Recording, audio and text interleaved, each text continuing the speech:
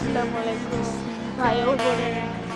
আমি আমার স্কোয়াডে একটা ম্যাচটা দিয়েছিলাম, তখন দেখেন আমার সাথে কি হয়েছে। এনিমিটা মারার পর মনে হচ্ছে আমার গ্লোয়ালটা মেরে প্যাক করে দিয়েছে। প্যাক করে ফেললাম। এনিমিটা গ্লোয়াল ভাঙার চেষ্টা করতেছে, করার পর গ্লোয়ালে যখন ভেঙে ফেলতেছিল তখন দেখেন কি করছে।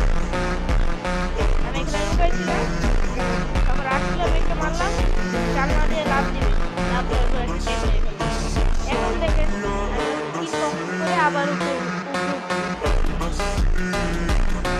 আরেকটা এনিমিকে ড্যামেজ দিলাম, আমার টিমমেট নক করে ফেললো।